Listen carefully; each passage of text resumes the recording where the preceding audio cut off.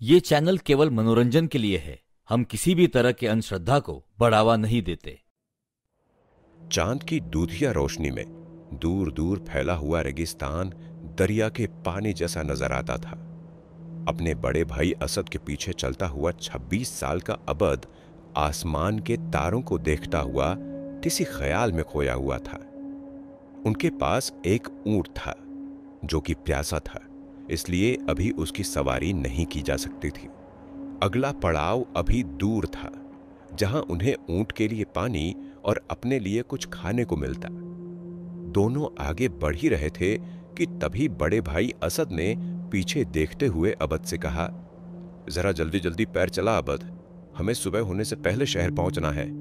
वैसे भी ये रास्ता खतरनाक है, मालिक ने इस रास्ते आने को मना किया था। रेगिस्तान का जो रास्ता उन दोनों ने चुना था, उस रास्ते सिर्फ वही लोग सफर किया करते थे जो या तो जल्दबाजी में हो या फिर उन्हें उस रास्ते की सच्चाई न पता हो। कुछ तो था उन रास्तों पर जिससे ये दोनों अनजान थे। अपने बड़े भाई के पीछे चलते हुए अचानक अबद को एहसास हुआ जैसे कोई चीज रेंगती हुई उसके पीछे चल रही हो। अबद ने चौंकते हुए पीछे देखा। उसे एक मोटी सीधी लाइन नजर आई जो कि रेत में उभरी हुई थी। क्या हो सकता था वो? अबद डर गया। उसने फौरन अपने भाई को आवाज दी, भाईजान, यार रेत में कुछ है। अबद की आवाज सुनकर असद ने रुकते हुए पीछे मुड़कर देखा। रेत में एक अजगर जितनी मोटी लाइन उन दोनों का काफी देर से पीछा कर रही थी। उसे देखकर अबद ने कहा, अरे कुछ नहीं है, तेज हवा के चलते ऐसी लकीरें रेत में बनना आम बात है। तू बस जल्दी जल्दी चलता रहे, बाकी चीजों पर ध्यान मत दे। हा? इतना बोलते हुए असद दोबारा मुड़कर जल्दी जल्दी चलने लगा। उसने अबद का दिल रखने के लिए ऐसा जवाब तो दे दिया था, मगर उसके चेहरे का डर साफ बयां कर रहा था कि वो रेत में बनी लाइन अपने आप नहीं बनी थी। दोनों भाई रेत में जल्दी जल्दी चलने की कोशिश कर रहे थे। काफी देर से चलने की वजह से उनकी सांसें फूलने लगी थी। वो रेत में बनती लाइन अभी भी उनका पीछा कर रही थी। दोनों आगे बढ़ ही रहे थे कि तभी एक तेज रेत का तूफान उठा। हवा में चारों तरफ रेत फैल गई। ऐसे में आगे कुछ भी देख पाना मुश्किल था। दोनों अपनी आंखों पर हाथ रखकर जमीन पर बैठ गए और दुआ पढ़ने लगे। या अल्लाह हमारी मदद कर। या अल्लाह हमारी मदद कर। जमीन में रेंगती हुई चीज उनके करीब आती जा रही थी। उनका ऊंट डरा हुआ जोर जोर की आवाजें निकाल रहा था। घुटने पर बैठे हुए दोनों ने अपना सिर जमीन पर रख दिया। असद और अबद को अपनी मौत साफ नजर आ रही थी। कुछ देर बाद दोनों ने महसूस किया कि आंधियां चलना बंद हो चुकी थी। दोनों ने अपना सिर ऊपर उठाया और देखा उनसे थोड़ी ही दूरी पर एक टूटी फूटी मजार थी और वो रेत के अंदर रेंगने वाली चीज गायब हो चुकी थी। इस वीराने में ये मजार आखिर किसकी हो सकती थी? दोनों उठकर उस मजार के पास गए। मजार काफी पुरानी हो चुकी थी। वो दोनों उसको देख ही रहे थे कि तभी उनकी नजर मजार के पास रखे एक बड़े से मटके पर गई। दोनों प्यास से तड़प रहे थे। उस वीराने में पानी से भरा मटका मिलना लगभग नामुमकिन था, मगर फिर भी असद ने आगे बढ़ते हुए उस मटके में देखा। मटके को देखकर अबद खुशी से उछल पड़ा। मटका ठंडे पानी से बिल्कुल भरा हुआ था। असद फौरन मटके से पानी निकालकर पीने ही वाला था कि तभी अबद ने उसे रोका। होश में आओ भाईजान, इस वीराने रेगिस्तान में भला पानी कहां से आ सकता है? ये जरूर कोई छलावा है। असद प्यास से तड़प रहा था। उसने अबद पर गुस्सा करते हुए कहा, क्यों नहीं हो सकता? हो सकता है कोई व्यापारियों की टोली इसे यहां छोड़कर चली गई हो। वैसे भी यहां मजार है तो डर कैसा? असद ने पहले उस पानी को चखा और फिर एक सांस में ढेर सारा पानी पी गया। पानी पीकर उसने कहा, अरे वाह, इतना मीठा पानी मैंने आज तक नहीं पिया। फिर अबद ने भी पानी चखा। पानी वाकई बहुत मीठा और ठंडा था। फिर दोनों ने खूब सारा पानी पिया और वहीं लेटकर आराम करने लगे। रात में रेगिस्तान का मौसम ठंडा हो गया था और दोनों काफी थके हुए थे। देखते ही देखते उन्हें गहरी नींद आ गई। रेगिस्तान रेगिस्तान, क्या है तेरा राज, जो आए इस रास्ते पर होगा पर्दाफाश। अबद को किसी लड़की की बेहद मीठी आवाज सुनाई दे रही थी। उस आवाज को सुनकर उसकी नींद टूट गई और वो उठकर बैठ गया। फिर अबद ने जो देखा उस पर वो यकीन ही नहीं कर पा रहा था। उसके चारों तरफ रोशनीदार तंबू लगे हुए थे, जिनमें खाने पीने और ऐशो आराम की सारी चीजें थीं। उसने चौंकते हुए अपने बड़े भाई असद को जगाया। ये नजारा देखकर दोनों ही चौंक पड़े थे कि आखिर वो यहां कैसे आ गए।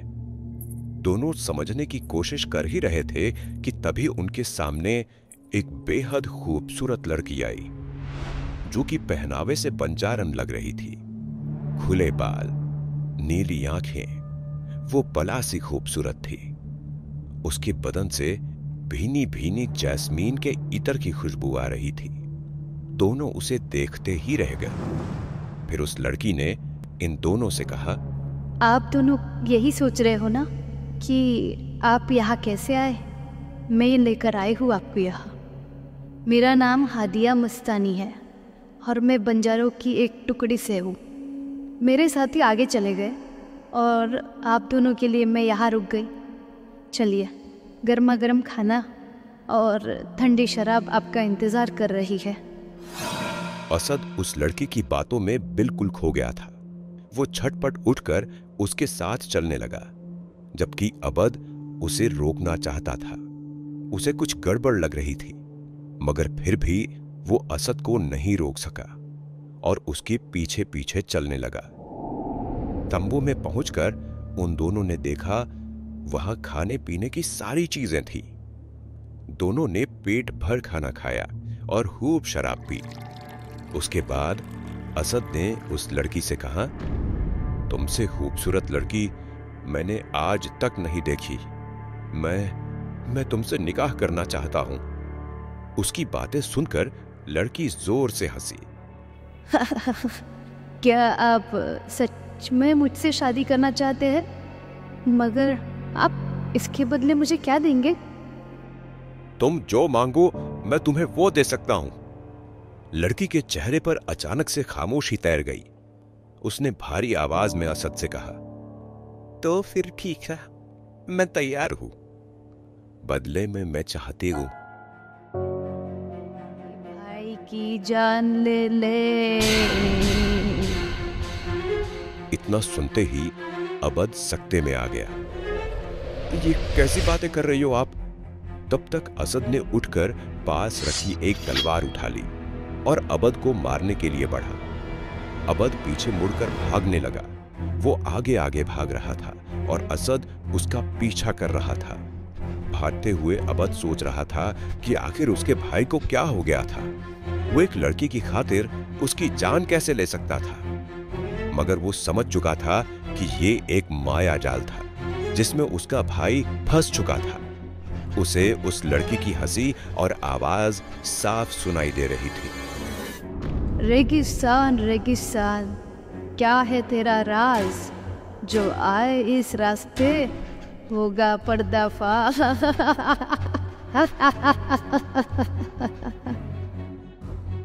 अबद घबराया हुआ भागा जा रहा था और उसके खून का प्यासा असद उसके पीछे लगा हुआ था।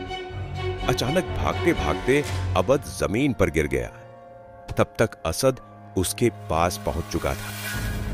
उसने अबद की जान लेने के लिए तलवार ऊपर उठाई। अबद समझ चुका था कि अब उसकी मौत पक्की है, मगर असद जब तक उस पर वार कर पाता, अचानक उसके पीठ में किसी ने खंजर घोंप दिया। अबद चौंक पड़ा था कि आखिर असद की पीठ में छुरा किसने मारा।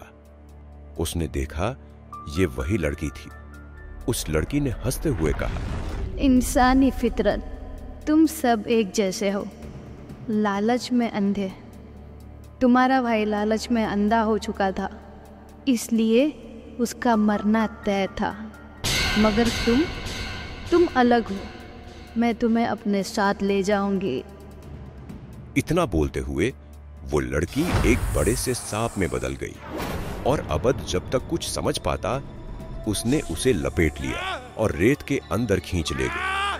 आखिरी वक्त तक अबद अधमरी हालत में जोर जोर से चीखता रहा, नहीं, छोड़ दो मुझे, छोड़ दो। अबद की एक तीखी चीख उस वीराने रेगिस्तान में गूंज गई। इस घटना के लगभग 40 साल बाद उस रेगिस्तान से काफी दूर छोटे से गांव में एक बूढ़ा आदमी बैठा हुआ हुक्का पी रहा था। उसके पास 24 साल का एक लड़का बैठा हुआ था। उसने बूढ़े आदमी से पूछा, बाबा, क्या आपने सच में उस नागिन को देखा था जो बंजारन का रूप बनाकर लोगों को अपने तिलिस्म में फंसा लेती है? हाँ बेटा, मैंने देखा है उसे। आज से लगभग 40 साल पहले मैं और मेरा भाई अबद मक्का शहर में एक सेठ के यहां काम करते थे। हमें दूसरे शहर से कुछ सामान लाना था। हमने जल्दबाजी में रेगिस्तान का वो रास्ता चुना जो उस मनहूस के पास ले जाता था। उस रात उस नागिन ने मेरा सब कुछ छीन लिया। उसका दिया हुआ जख्म आज भी मेरे पीठ पर है। उस रात जख्मी होने के बावजूद असद जिंदा बच गया था। उस पर बंजारों की एक टोली की नजर पड़ गई थी। कहते हैं आज भी उस रास्ते पर वो नागिन किसी भटके हुए मुसाफिर का इंतजार करती है।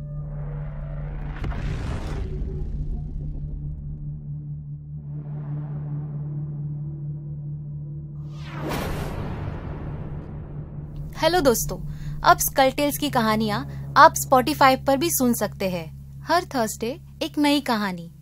नीचे आपको स्पॉटिफाई की लिंक दी गई है, आप हमें जरूर फॉलो कीजिए।